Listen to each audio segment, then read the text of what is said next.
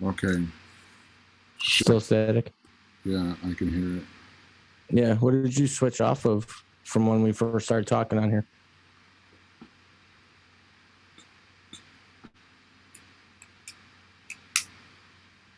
The microphone. Let's see.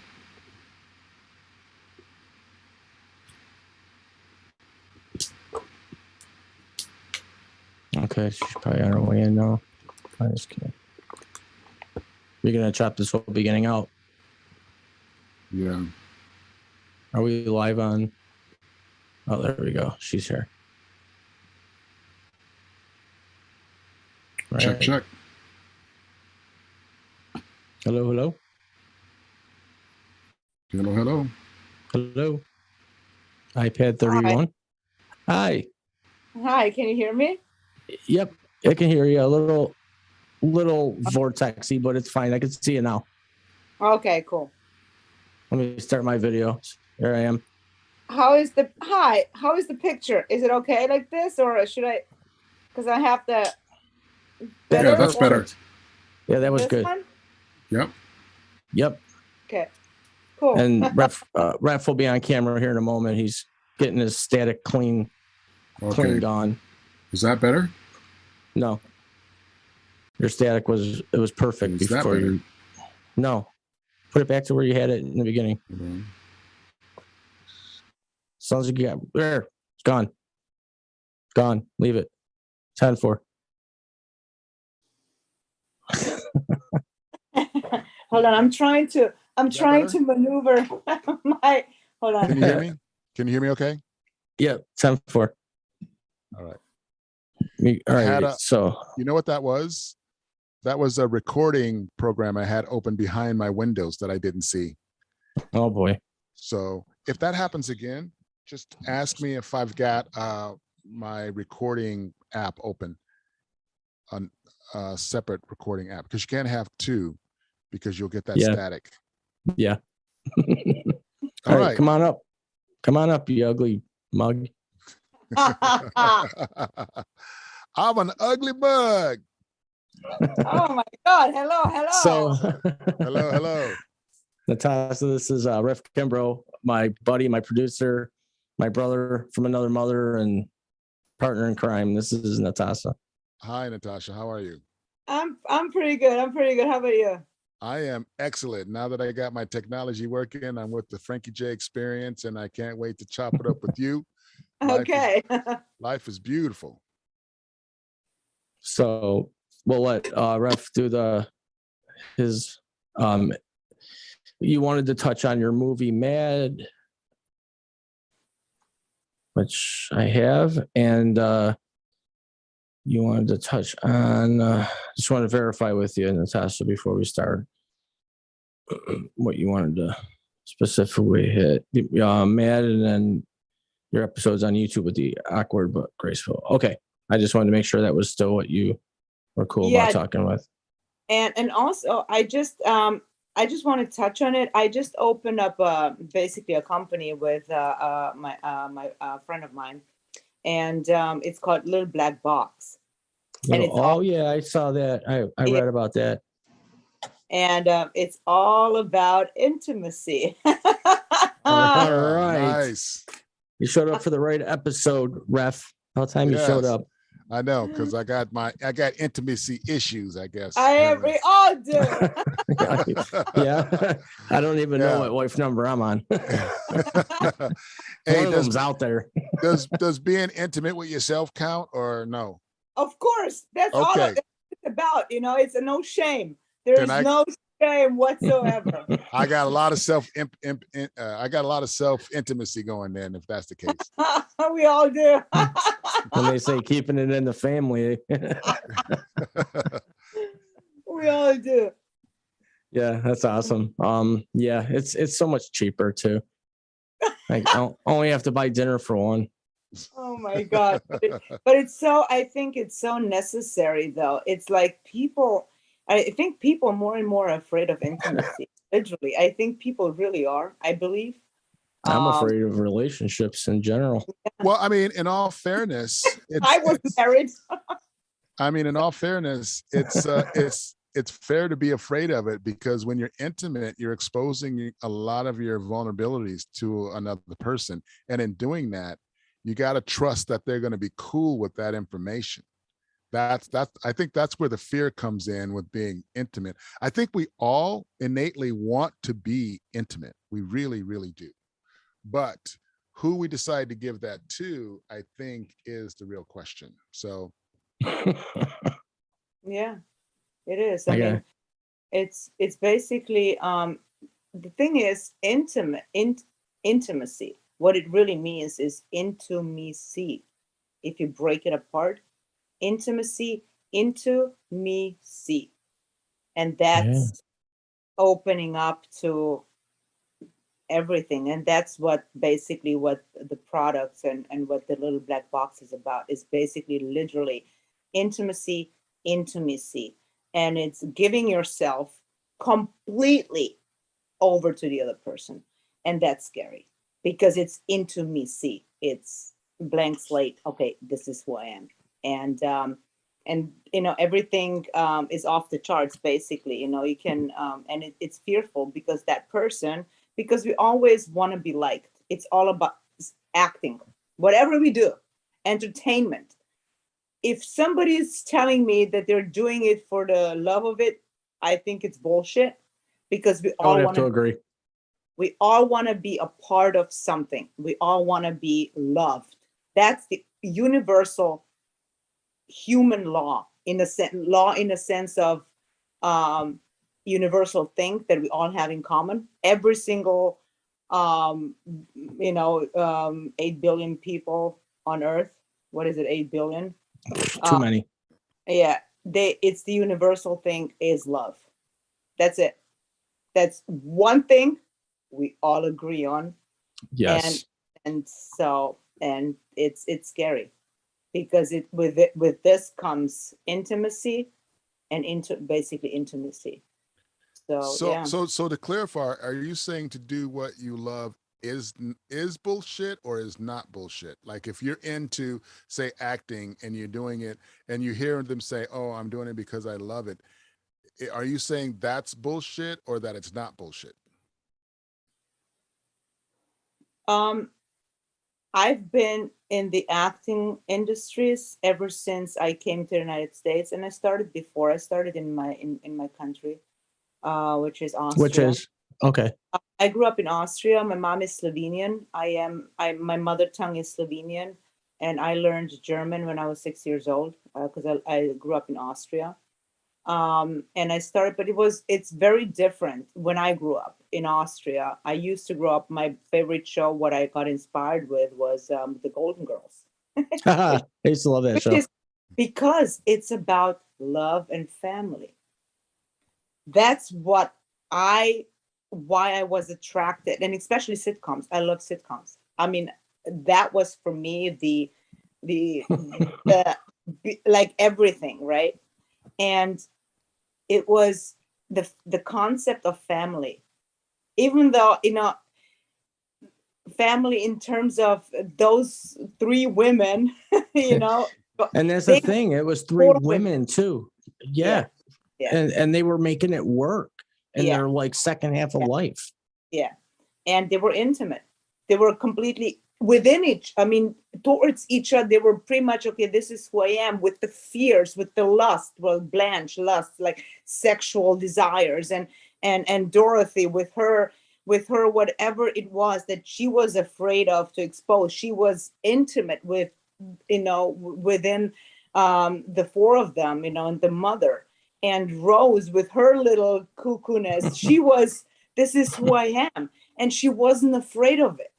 She was like, and I believe that show was the front runner to so many things that we wouldn't even see today on TV anymore. But they were talking, like, listening to it today is like, wow. And actually we are going backwards. Everything is hushed up. It's like it doesn't make any sense anymore. Where did it go wrong? At what point did we miss it? At what point instead of going forward, we're falling backwards, And Well, and you know where we missed it. You know Where? what's happening. where? Those shows were done 30 years ago. Yeah, And approximately. the writers, directors, and creators and the decision makers of those shows that greenlit the stories were Yeah. in their 40s and in their 50s and in their Okay. 60s and in their 70s. So when you are from a generation where you've lived a few decades and you understand storyline, subplot, character development, arc in characters, arc in stories, Yeah. the juxtaposition between discoveries that characters have to make with each other and the complexity of that, and a team of writers that are all on the same page, you're going to get that type of show. Here's what's happening. What's happening is you're getting a flux of super young writers Mm. that see the world in a completely different lens. Yeah. Personal That's value, scary. their personal values have changed. Well, Yeah. they haven't changed. They're just different than what the generations before. So they only know what they know. It's like we get a chance to experience a generation, but then change with the youth and the new technology. Whereas the youth, they have no reference. So they're out of the womb with a smartphone, and they know what they know based on the technology that they grew up with, social media, their friends, their peers. They grew up with a dual reality. One reality is who they actually are. The dual is who they can pretend to be on social media. We didn't have that.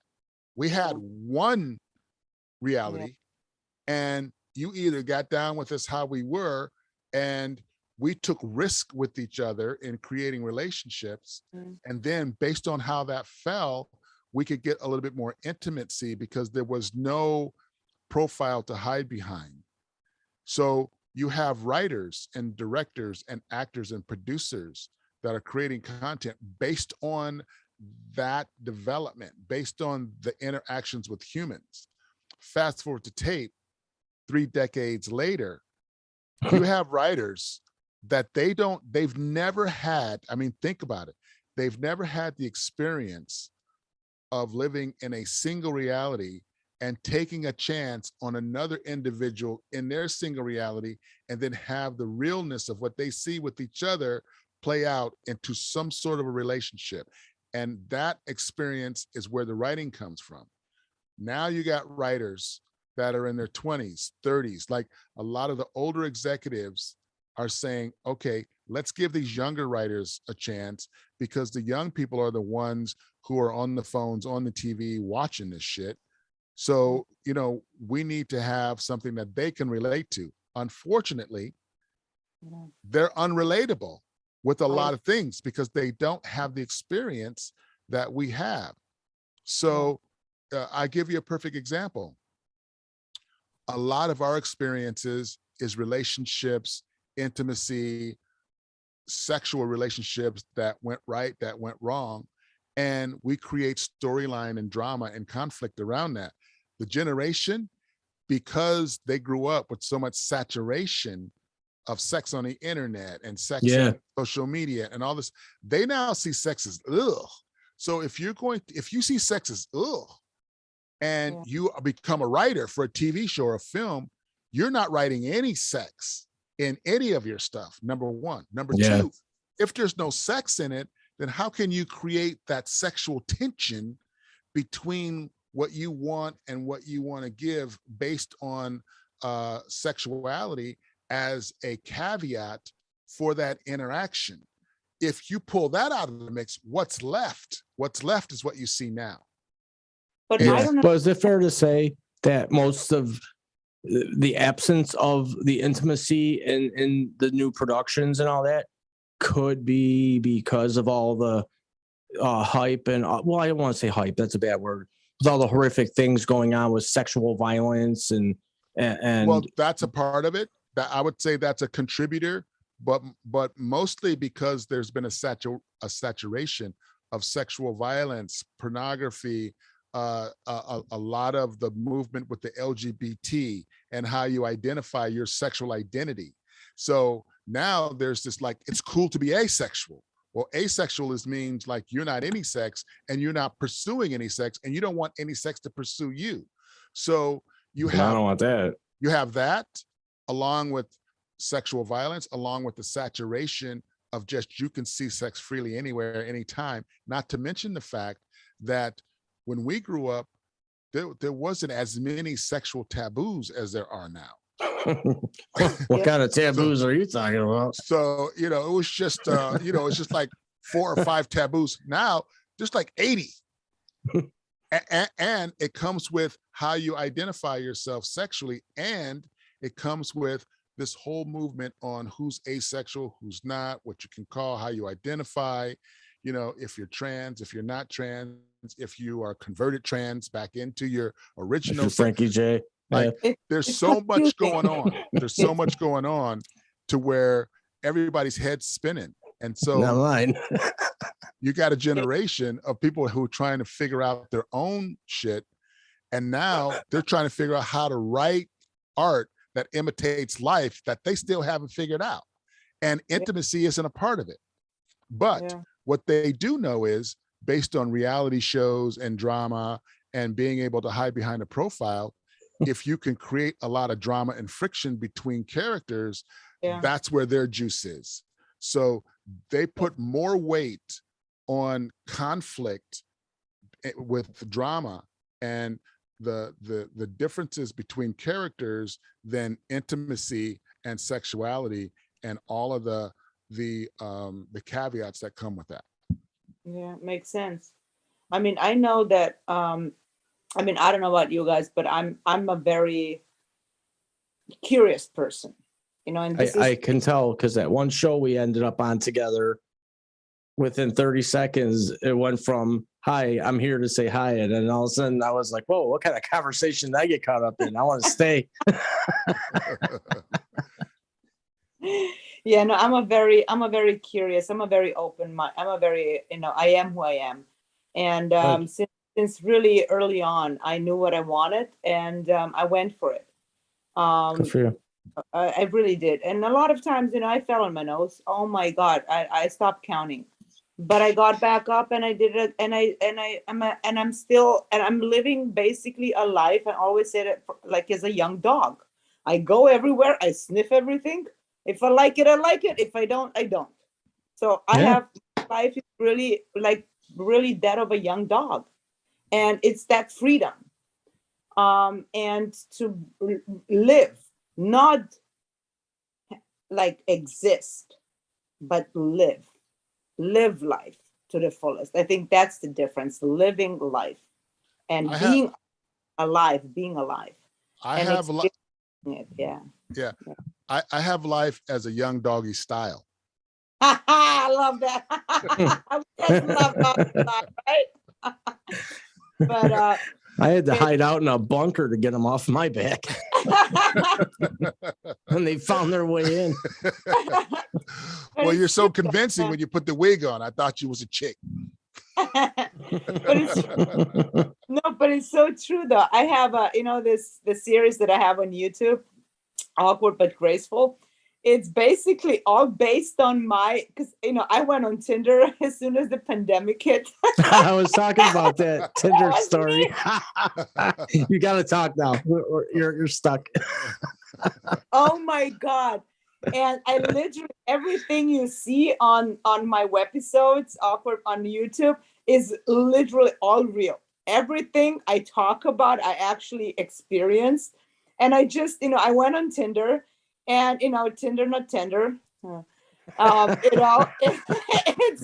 it's literally it's insane what's happening. It's almost like because I was married for like 18 years almost, and so I was under the hood. I didn't know what was happening outside the bubble, and so I wake up to this Tinder world, and I'm like, oh God, okay, what now? I got married in 2001 before 9/11.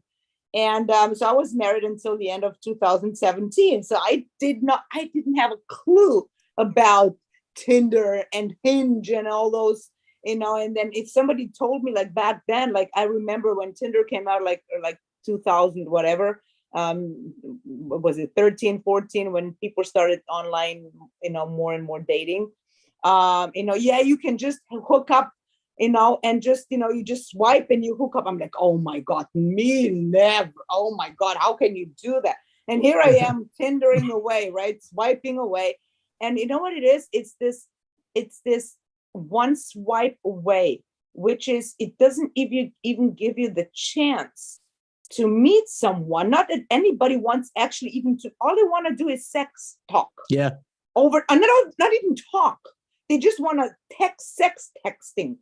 So there was not even a talk involved. Like, what do you mean talk? I'm like, well, like talk, voice, Like, what's your middle name? Oh my, it's like a no. It's like, you got to ask for permission. Is it okay to call you? It's like, oh my God. It's like, no, I prefer texting. I'm like, dude, I mean, how do you get around in the world? How do you even function? You don't. Everything is like, I think they're in their own, like, imagine metaverse. We all like in our goggles. We all gonna get like fat, like, like fat. We all gonna eat potato chips, having those goggles on, have sex under the goggles, and live in that mysterious, whatever fucked up world. And that's gonna be the new reality. I mean, it's getting. And I'm like, vending machines, sexual vending machines coming soon. Yeah. Get it? It's true. But I mean, right. But you have to consider what the evolution of mankind has become with the technology they have access to. Like, we didn't have access to that technology. We had party phone lines, smart blow up dolls. I have in a box over there that I'm going to scan and put in my documentary film, about 300 love letters from various girlfriends over the decades before, like, even a digital phone. Phone started off analog. And then all of a sudden we got digital phones. And then you were able to record a message on a digital recorder that was a phone / answering machine. It used to be a tape. Yeah. So imagine. You had that? I didn't have that. Oh my God. I lived in Clinford. Imagine dating. I always wanted a beta player, but I always had the VHS. Wow. And Mrs. McGrady down the street is on the phone listening to you flirt with your girlfriend, and she's laughing. And now, we have all this technology. But here's the thing I want to make about your point and what's going on in the texting. Okay, you got a couple things that's going on, couple of variables, couple of caveats that's in the mix. All right. Number one, most of the people that are on a dating app is using the app as a profile to keep their identity somewhat shielded until they get to know you, and that's through the texting. If they get a point where they feel warm and fuzzy and comfortable with the texting, then you'll get a phone call, and then you'll get a visit. So they come from a world where they communicate texting as normal. That's normal communication. So to have someone be like, can I call you? Like, whoa. So how come I've always had to send out Google gift cards? Well, because, But I think, honestly, it's fear. I think it's all, honestly, people are afraid of rejection, because what I'm understanding with the, I don't know, call them millennials. I don't know. I'm even afraid to use the word now because everything is so, oh my God. But I grew up very, how should I put it? You call out people on their shit. Yep. And that's how I grew up. I grew up in a country. I mean, I don't even want to blame, because it's back then everybody was this. It didn't matter where you grew up, right? But it was I was never afraid to just go up to someone and say, hey, listen, this is what it is, and just talk to them. I think people are literally even afraid to look someone in the eye. That's what I'm seeing. And it's, I think people are literally afraid of people. People are afraid of people. Well, I don't And know if it's that. I think it's people are Well, afraid of offending people. It's people, like everything yeah. you say, they get offended. Yeah. And if I say something, I mean, I don't mean no harm. It's just who I am. Yeah. Listen, I don't care who the fuck you are, Yeah. as long as you treat me with respect, I treat you with respect, and that's it for me. No matter, I don't care who you are. It can be a grandma. Well, I here's the don't care. thing. Here's the thing. They created the environment for fear, and now they have to live and die by the sword they create. So Yeah. if you are a person or a people or a decade or a generation that is using the technology to hide your reality behind a false profile, and then on top of that, create a cancel culture of hyper offensive things that you say and do, now you just created a bubble of incarceration to where you naturally are going to be afraid because you created the environment to be feared in. So you can't have both sides.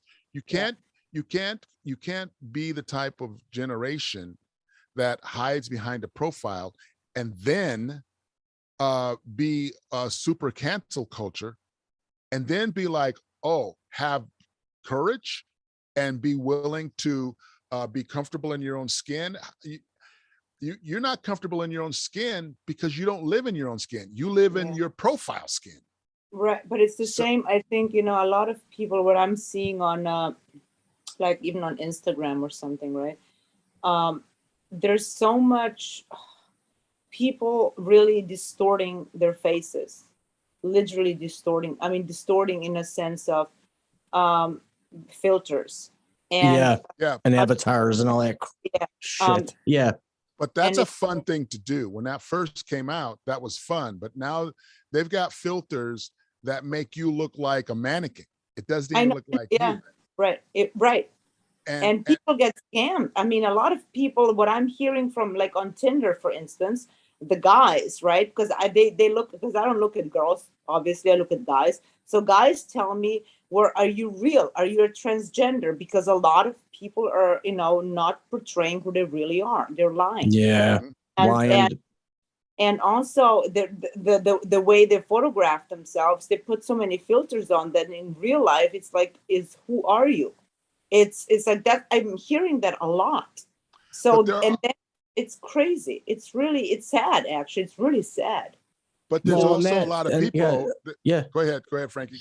No, I was gonna say, I mean, because for me, I've been single for a few years, and I'm afraid to go back into a relationship because I don't know if it's going to be who this person says they are. There's no trust. I just think people are pretending too much, like you guys are saying. Yeah, I think, but also I think, I mean, I've been single since 2017, I mean, like, after marriage, I completely was not in this pool of whatever.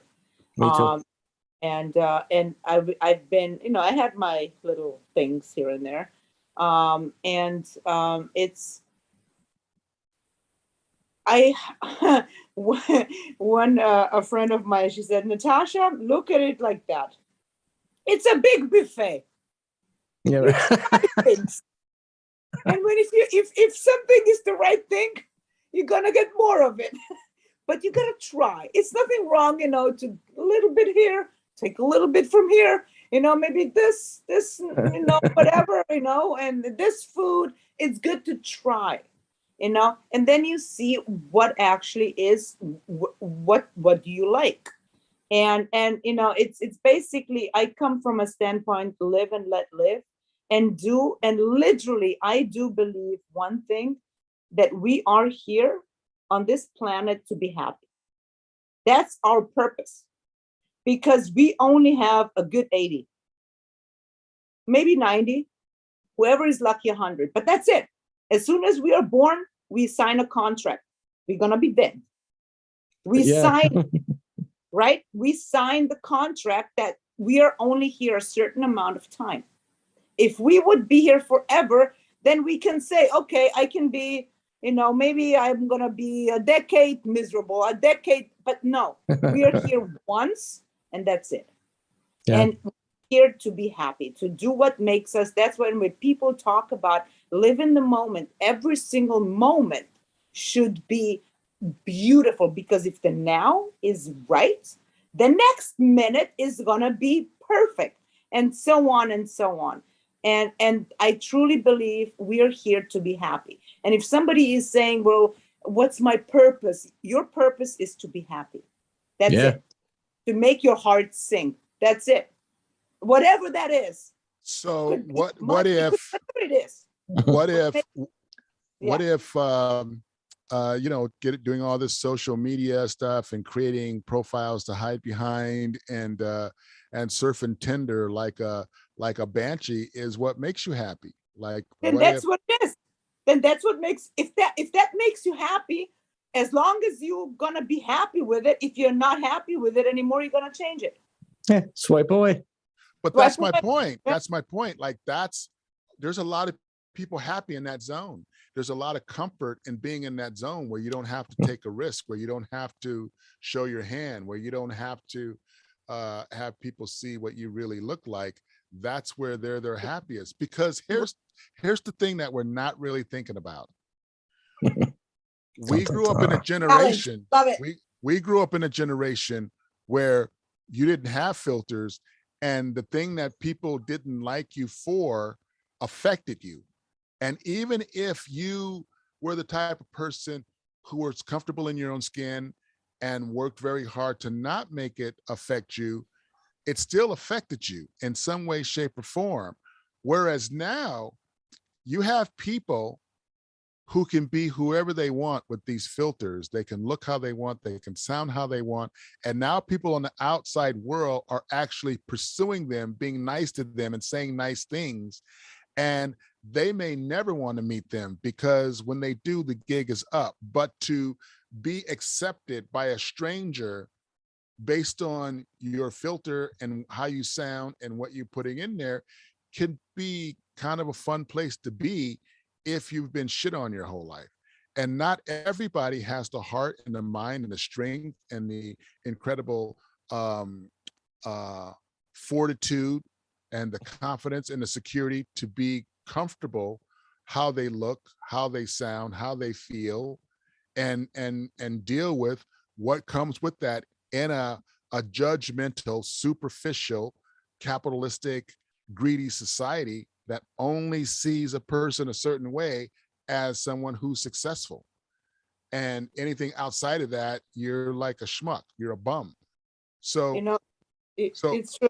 Somebody said, all that, I mean, I'm not gonna lie, I was sucked into that world myself until I sucked my way out of it, basically.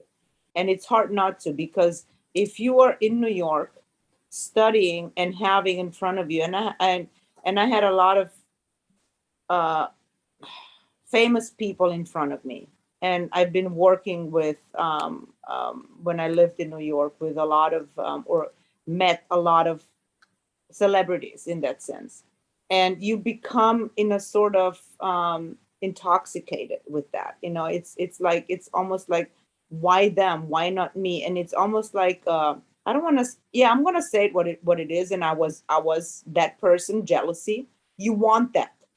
Well, yeah, it's natural. You want that. And I'm not going to lie. And then somebody said, well, because I want to be them. And then my that person that I'm she's very close, a very good friend of mine. She said, Nataša, then you have to get all of their problems as well. Mhm. Whatever you see is not real. If you want one thing, you can't have one thing. Then you have to have it all. That's the thing. And a lot of people don't realize that. If you can't just have one, let's say, fame. No.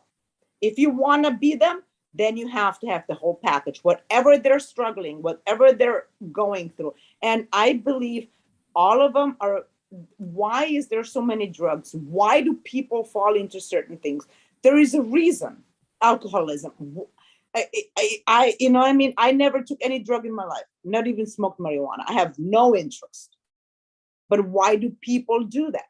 is an escape. Why? Because there is whatever it is, whatever is happening is pressure, and a lot of people, I'm gonna say it, die from it. Because it's uncontrollable. So if Well, you it want gets to its see them, hands and grabs you. yeah, Yeah, but in a So- normal world, people escape from their environmental problems and Yeah. political issues and religious issues and family issues and all of those systemics and those angst that's brought on by what's wrong in our society. In Yeah. the industry, it's a completely different agenda. In the Yeah. industry, there's a couple things you have to keep in mind. When you become rich, famous, and powerful, how am I going to control you if I'm an agent, manager, producer, director, a studio executive, a network executive? If I don't have a demon claw in your DNA, such as a drug addiction, it's going to be very difficult for me to control you once you're rich and famous. So in the industry, there's a lot of gatekeepers that put you in a compromising position.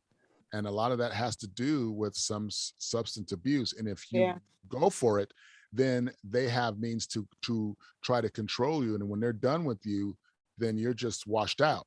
If you aren't, if you can somehow get into the industry on your own back and not have an addiction, there's some other thing that they're going to try to use. And if they can't use that, then they're going to be like, okay, we just have to accept them like they are, because they aren't going for anything. So if you don't stand for something, you fall for anything. And unfortunately, a lot of those people didn't stand for something. And when they got a chance to get into the industry and the gatekeeper saw that they could insert an addiction and use that to manipulate them, that's where you get a lot of that. Then when they become rich and famous, they're not happy, because now they have an addiction, and that's one thing that they have to deal with on that particular level.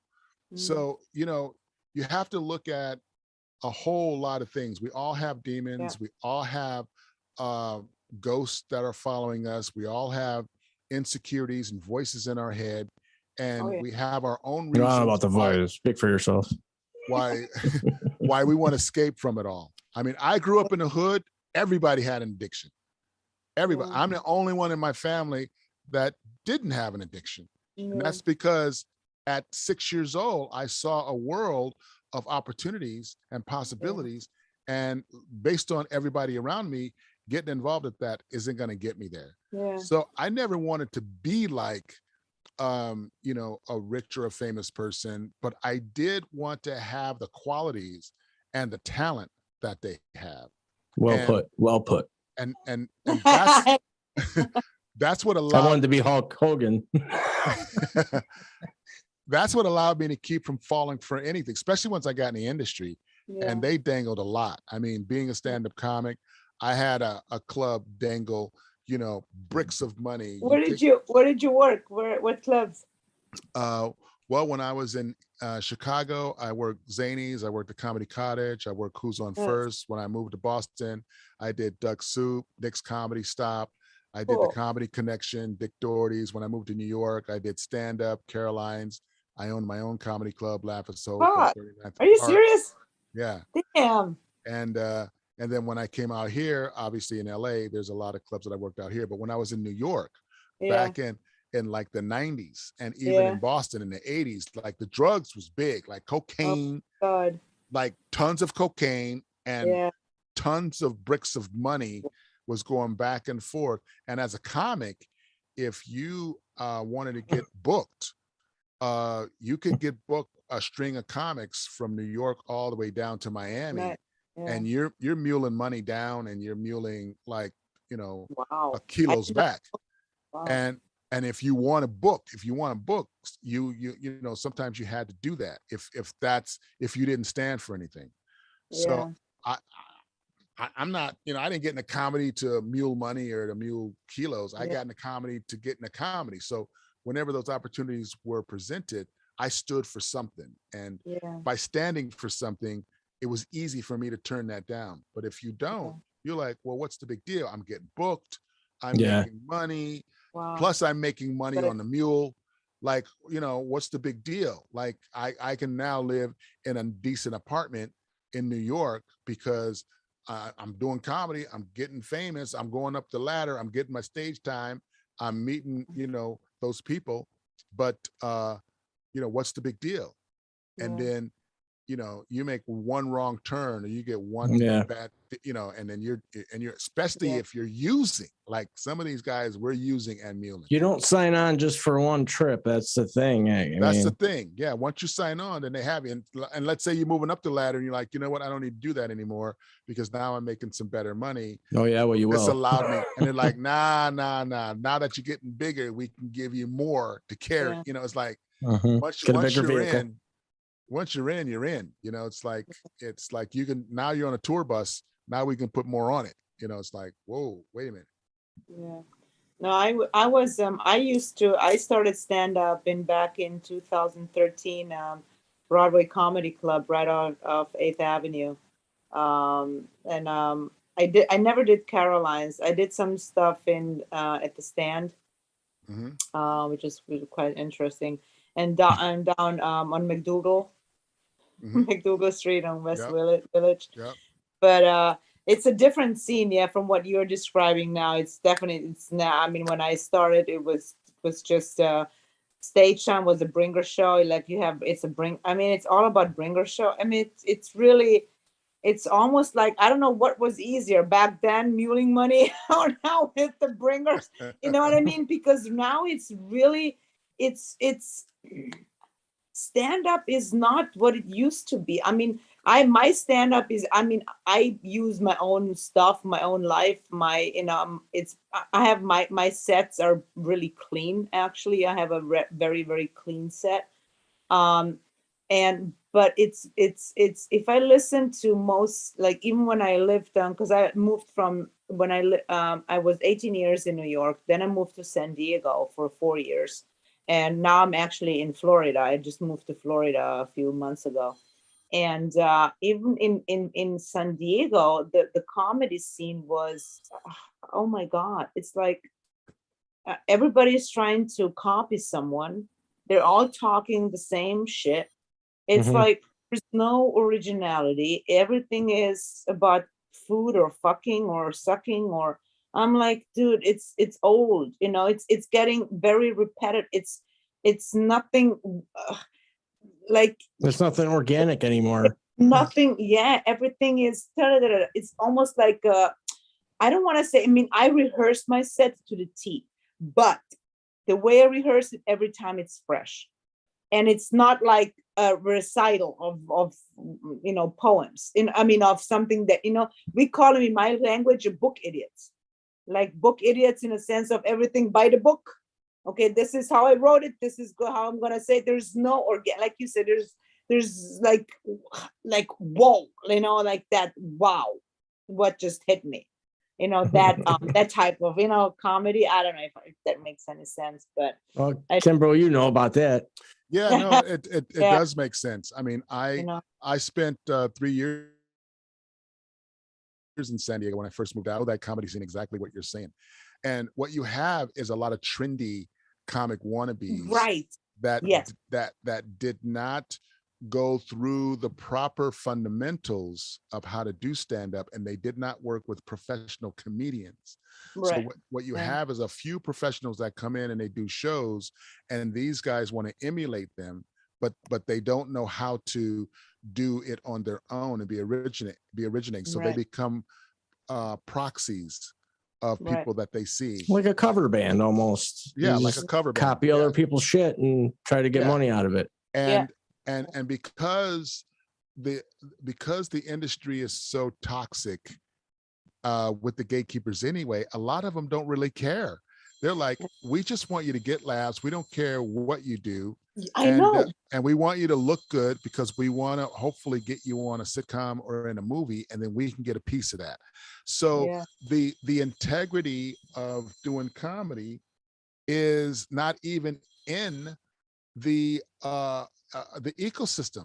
Whereas New York, and especially Boston would eat LA comics alive. They eat Midwestern comics alive from Detroit. They would eat, like, if even New York comics that would come up, they'd put on their Boston comic suit, because Boston, they didn't mess around.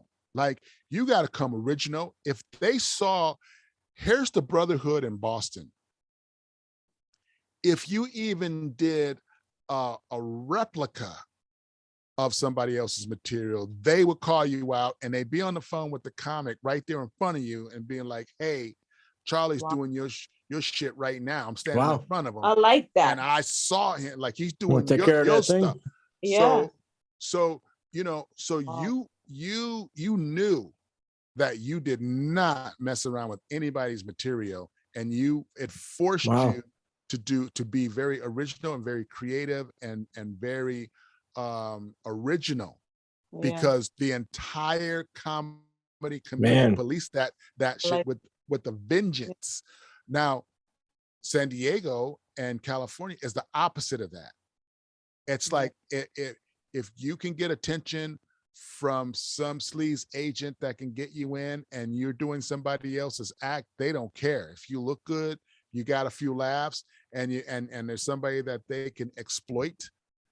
That's what they're looking for. So the whole culture of comedy, it becomes something that is a little bit toxic. Now, two different worlds in one country. Now, having said all that, there still is an original search. There still is a hungry and thirsty search for originality.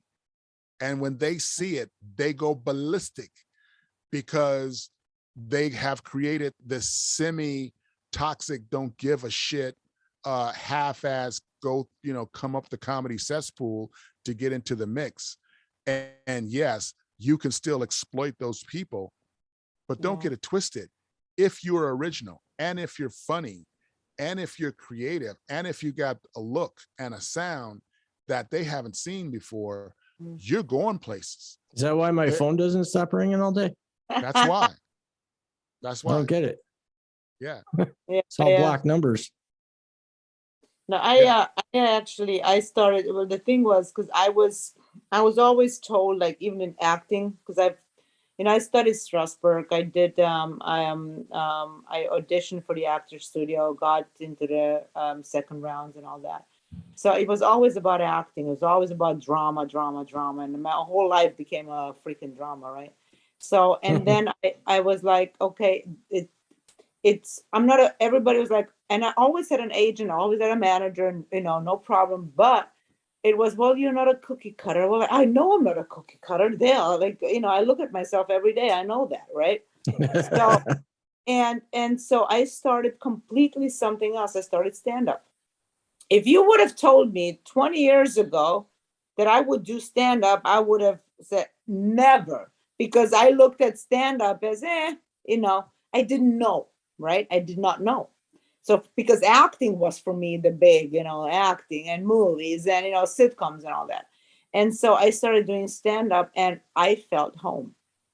Felt like Interesting. Telling stories. So, but at the same time, not really stand-up in a sense of like a stand-up comedian. I was more into storytelling. So the way I went into storytelling and developing my one-woman show out of stand-up, out of the stories that the bits that I had in stand-up, I combined it, and I have now a 90-minute show. But it's basically, I do all characters. I love character work. I put on, different clothes. Kind of like a Tracy Ullman almost? Yeah. Yes. I remember her. I love Tracy Ullman. Super Dave. Oh my God. Yes. So that's what I love. Yeah, he did.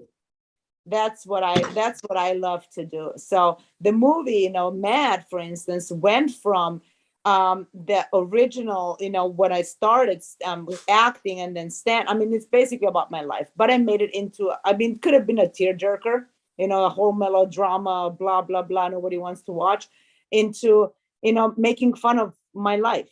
That's what I started doing. I make fun of my life, because if we would think about it, extract ourselves from our lives, right? Look at what we do. We get up, man.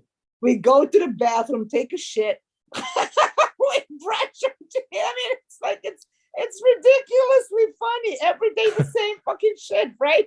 Yeah, And that's what I'm doing. I'm using my own life story as comedy. People are laughing. I'm like, that shit was traumatic.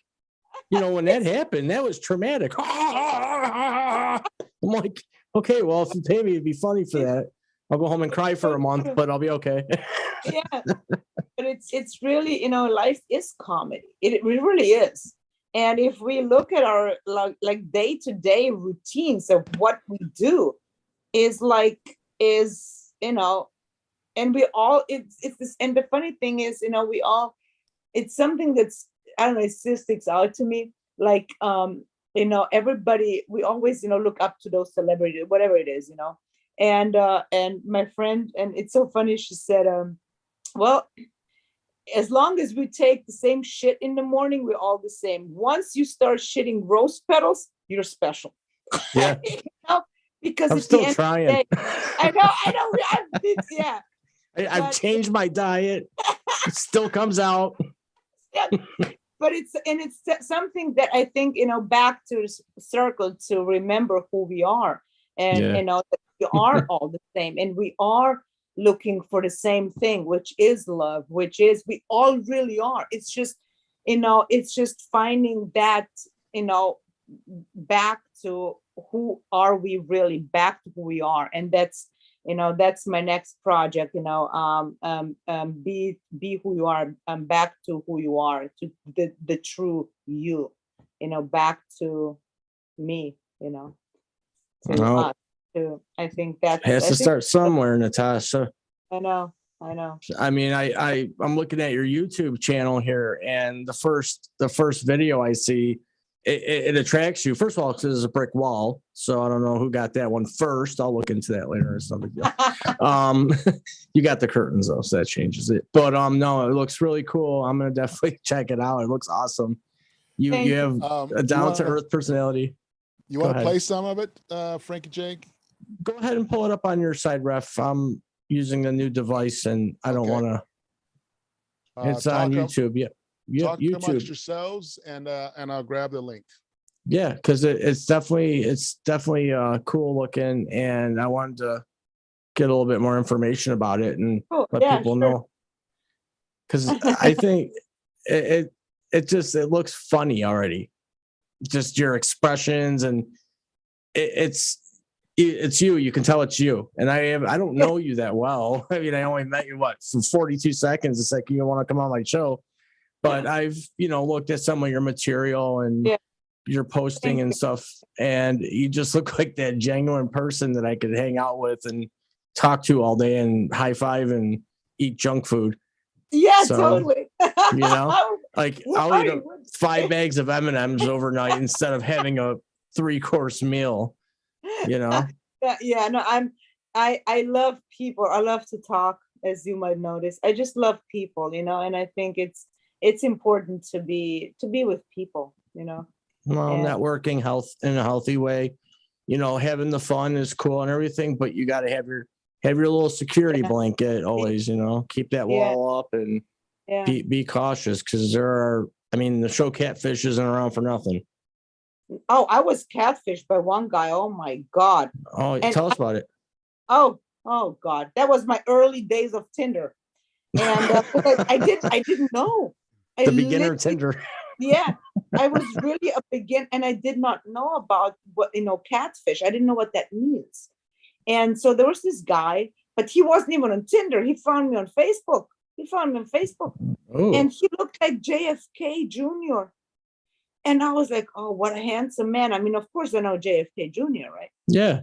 So he contacted me. I'm like, oh my God, and we started talking. And I spent like 5 hours on the phone with him. And then it finally dawned on me that this guy is not, because he was breathing heavy, like he was really big. James he had, like, Gandolfini. oh my God, it's insane. And it literally, and then it finally, after 5 hours, it dawned on me. I mean, but I got catfished. I mean, because I wanted to believe. It's because I'm like, I am sincere. I'm honest. This is, Because we who are, they will be, right? yeah. And Mhm. I always think the way I am, I expect the same from the other person. And then it's like, no, it's actually the opposite.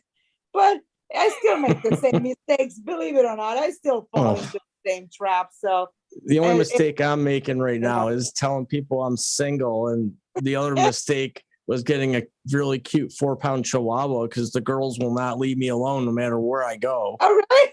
I'm You have a Chihuahua I'm now? like, the dog, he's down there. The dog, he's down there. But That's yeah. cool. Wow.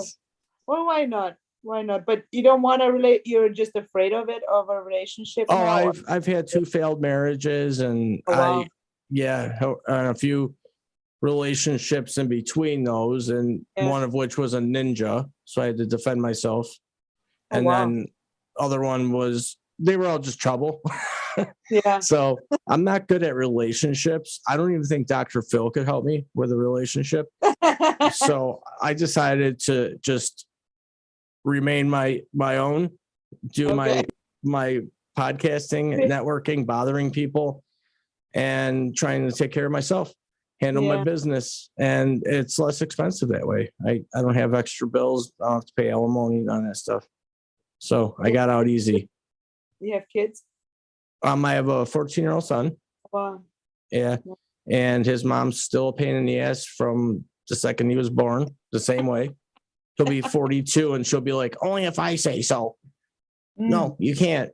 But Wow. I'm beyond the here he's pulling up your God, are you gonna play? Oh yeah, that's my website, right? Yeah. Yep. The beautiful Nataša Warasch. That's how you pronounce it, correct? Warasch? Nataša Warasch. Okay, I don't have the accents. I can't do the accent. It's okay. Yeah, I would Nataša. try. I try to do accents. It don't work well. It's all right.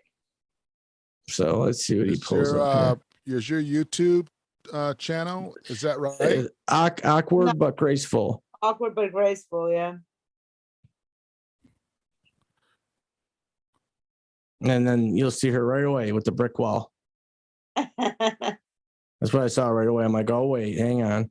There's different brick pattern now. Okay. There you go. No, you spelled it wrong. It'll show up though. Hold on. Oh. There. Awkward. Double. Yeah, There's a thing. There's did a you spell double. it right? I You don't know. spell Did I it spell it? AWKAR. Yeah. Stand by WAWK AWK WARD. Awkward. Awkward. WARD, but That's it. graceful. Okay. Actually, I'm creating T-shirts now. I'm selling T-shirts with Oh, awkward, cool. graceful. Yeah, You can I'm you curious. can how email that's me gonna- the link and I'll put it up on my my webpage. I put all the recent shows and information that you want. Oh, perfect. up. Thank you. Yeah, no, I like to promote yourself. This is, you're kind enough to spend some time with us and share some of your story. And this is about you and promoting what you got going on and what you're most proud of. And this looks really cool. I mean, Thank you. attractive brick wall, attractive woman in front of brick wall. Which one of these should I click on? There you go. Season 1, episode 1. This one here? Yeah. It's the first one. It's a pilot. This is cool. Yeah, This is your that's good, first yeah. show, right?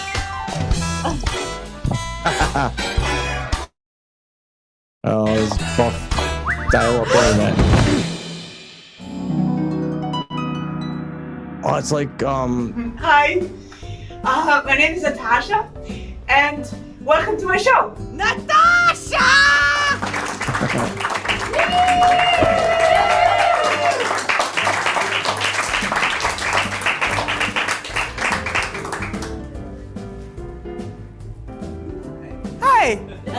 take you inside my head to my heart. Everything you're gonna see is real, because you see, I am an actress, so and I studied the method, so everything I do, I really do. So everything you're gonna experience, you're gonna really experience it with me, and just the way it is, the way life is. That's my first time doing mascara again, so. And I want to share with you everything that life is all about. Oh yeah, I love Tinder. You see, I was married. Well, I guess he doesn't want to be recognized. And then when I got out of the marriage, I woke up to Tinder world. Yeah. And I was married throughout my 20s and my 30s. So in my 40s, boom, I got a divorce and I wake up to Tinder, which is like 2017. And everything just changed. I don't have sex, I can't even get laid. So I bought a toy. So I have this beautiful, beautiful toy. And sometimes it goes out on me, so I have to recharge it. I call him Bob. And Bob is black. I had some men. I had a few men. I had a.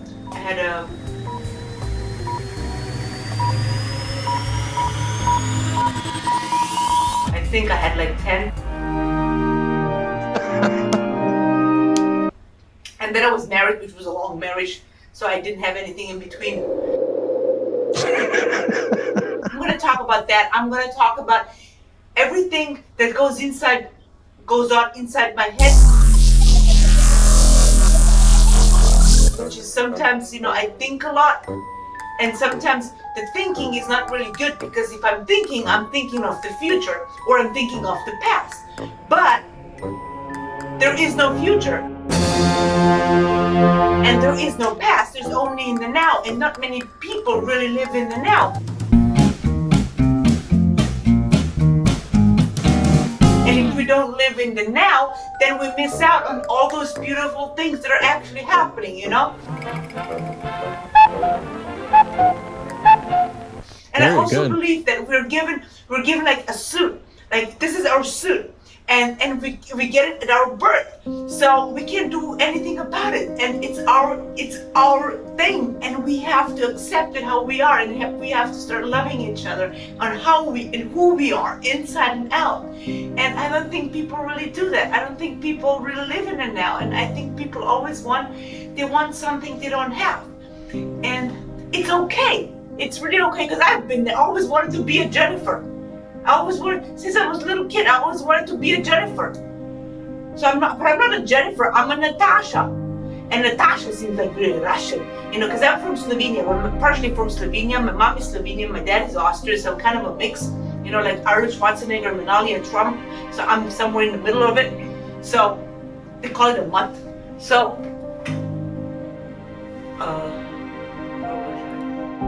thank you for being here. And this is awkward but graceful. Very cool. Very good. Yeah, very, very cool. I like that.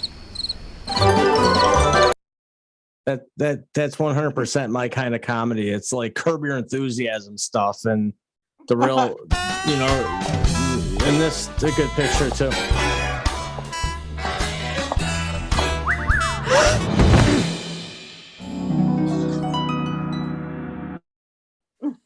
Good job, Ref. I'm impressed. Big words tonight. Very intellectual. Very, very good time. Nataša Warasch. I am terrible. Natasha W. Nataša W. I like that. Natasha W. No, it's been great. I'll tell you, this is probably one of our better shows so far, because you're so truthful, so genuine, and you can see it in your film, your film and your creativity. It's amazing. I love original. I love organic, and what we just saw, I thought was completely original. I've never seen anything like that, but to put it all in action was really cool. It must have been a lot of work. So congratulations on that. And Ref, what do you got over there? Hey, very good stuff. You should submit your stuff to our podcast Film Fest, because you've got I some would really good love stuff. to. Yeah. How do I do that? I'll send you the link, and Okay. and you should submit. That's one thing.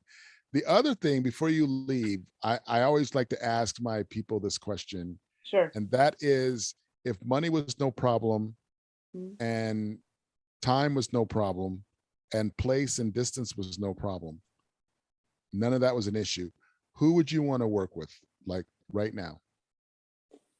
Oh my God, who would I want to work with? Ha! Larry David. Curb your enthusiasm. Okay. He's brilliant. Yeah.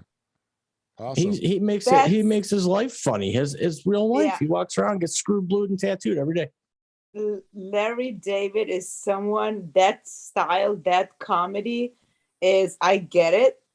Is I love improvisation. I love it. And I also would have loved, honestly. I wrote a sitcom, which is called Dirty Laundry, and with exactly that, dating as a 40-year-old on Tinder. Then I have a millennial, and then I put in, I would say a gay guy in there, just to have a different perspective from, because I lived in a gay community in San Diego. I lived in Hillcrest, so I was exposed to a lot of that. So it was very interesting. I learned so many different things, honestly. So that my neighbors were gay. So we were like talking, so I picked up on a lot of things. And so it's, and I because I really wanted to create something that is similar to Golden Girls, but in a different form. But if I would have had a wish, I would have loved to be a part of Golden Girls. But Larry David. Oh yeah. Very good. Very good. Oh, yeah. You're on my A list forever, because I have a channel service. I can watch 24/7 of all these old shows, even the Golden Girls. 24/7. It's just a reel from Oh my beginning to God. end. Oh, I Yeah. went on binges. I was watching Dexter for 4 weeks, taking notes. I was watching Curb Your Enthusiasm, taking notes. All the good shows. Now I'm on Criminal Minds, taking some What about notes. Sopranos? Oh, I'm so sad that show ended. They I black know. screened us, really. Literally black screened us at the end. They really. I mean, I was fortunate enough to meet James Gandolfini. Oh, really? I heard he was a really nice guy. He was amazing. He was really amazing, and That's so cool. I thought he was the sexiest fucking man. He Yeah. was Well, whatever he did with Tony, I was like, damn, this guy is sexy. maybe it's the heavy breathing. Oh, I know. He got bigger and bigger. I think the more, show, but the show was, I think I watched it on the reruns on HBO. Probably I saw Pussy die, I don't know, 20 times. Pussy, when they shot him. Yeah. Mm-hmm. I saw him die probably 20 times, that show. And the saddest was Adriana. I was like, no. God, yeah, no, it was really, I didn't expect, I thought I was glued to the TV with my ex. I was like, okay, like probably like he's like, okay, let the credits roll. We were like glued. There's gonna be some. And it's like when Christopher and Paulie had to go out and they thought they had that guy killed. Yeah, I think he was Russian, the hitman guy or the ex-army ranger, and they're out and freezing in the woods, and I mean, it's just brilliance. That was a great show, great series. It was everything from the cast. It was just brilliant. I thought it was really unbelievable. The writing was, oh my God, you could watch it over and over. It doesn't get old. It's that good, and you always discover something that, like Godfather. I watch, and every single time, this is the best. Like Oh, I'm oh the my same. God, You can I go can- on and on and on for weeks. I can recite word for word some of these shows, and I binge watch. And like she just said, you pick something up new every show. Like, oh my God, I didn't notice that before. Yeah. And it ties it all together, and you see little signs, in the room that something bad's going to happen based on a picture on the wall or whatever. And so you and I are on the same page with Oh yeah. rewatching Totally. things. Yeah. So it's totally. been really cool. Yeah. Yeah. Go ahead. We gotta Ref. exchange some information what we're Definitely. watching. So maybe I'm not haven't gonna seen something swipe yet. for you though. I'm just gonna send you a message. Okay. No swiping here. You can slide me a DM. Yeah, there you go. Yeah. I'll send you 2-day priority. Yeah, Go ahead, and Ref. I'll let you in. I was gonna say, I'm gonna have on my my Instagram a Galfandini filter, so I can get you a hot Gandolfini. Yeah. The black Gandolfini over here. Black Gandolfini, and that I'll catfish you as the Black Gandolfini Okay. Yeah. on Tinder. My name's James Gandolfini, and I'm from Nigeria. Oh man, what a trip! No, we have a lot in common. Yeah.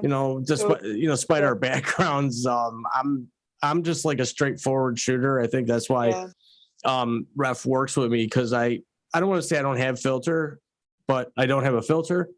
I just let it fly, and if it sticks, great. If not, then I throw the wrecking ball up and keep going. And well, we're all given truth. wings to fly, and unfortunately, people let family and religion and friends and environment clip them. So I'm glad you still have your wings, Frankie J, and you're able to fly. And you too, Natasha. It looks like you are catching good bites of air to do what you do. And we got twice in here. I changed my background. So before we let you go, I just wanted to let you know that we are doing a podcast marathon in October. And we would love to invite you to go fill out the committee, the form to be involved, and just pick the boxes you think that would apply to you. And would love to have you on board. Oh, definitely. You got it. Definitely. I would love to. Thank you so much. Thank you. Yeah, so we're much. gonna we'll get you all the information you need. Ref has a lot of it. I'll send you over all the info you need for that and everything. We'll send you a copy of this. It's been wonderful chatting with you. I think we could do a 4-hour show, but we'll end it a little early, late-ish here. Ref, if you have anything left to say, all I was going to say is everybody listening, definitely visit YouTube and check out the Awkward But Graceful. We just saw a clip of it. It's awesome. I'm going to watch through them all probably tonight. I'll binge on it. And hit her website for her latest project, Mad, I believe. It's called the film My American Dream, actually. Yep. My American Dream. And that's all on your website at natashawarach.com. Mm-hmm. I can't say natashaw.com because then people get screwed up. But I'll put that all up on my website, frankiejexperience.com for you. And make sure that we get the word out and get you some views or whatever the hell they call it on YouTube. Great, thank you. Ref will put it up on his his big black book over there, as he calls it. But if anyone else has nothing to say, I'll go ahead and wrap it up. Thank you for spending some time with us. It was great. It was fun. You're welcome. Ref, thank you for having me. And I want to put one last note in. You guys are watching the Frankie J Experience with Ref Kimbrough. That's me. Our guest for tonight was the wonderful, the amazing, the talented Natasha W. Perfect. I love it. And thank you guys for watching. And no matter what you do, always keep it real and do it with good intention, because that's how you're going to go far. Sprinkle a little passion on there, keep it true, and you're going to do some wonderful things. I am Ref Kimbrough. You can catch me at the penalty game. You can catch me at podbrothernation.com, and you can catch the Frankie J Experience on podbrother.com. Thank you guys for supporting us. If you want to send us some money, you're more than welcome to. Yeah. Well, I We'll can't leave that speak for slot Frankie open. J. If you want to send me some money, you're more than. Well, If you we'll want to send some send money. Nataša some money, Yeah. send it to me first. No, I'm kidding. You can send her. Yeah. I'll make sure get she around. gets it. I'll make sure she gets it. Wink, wink. We'll make our rounds. But, All right. No, it's been great. Thanks, Thanks a lot. everybody. Thank you. Bye-bye. Bye, everybody. Bye. Bye.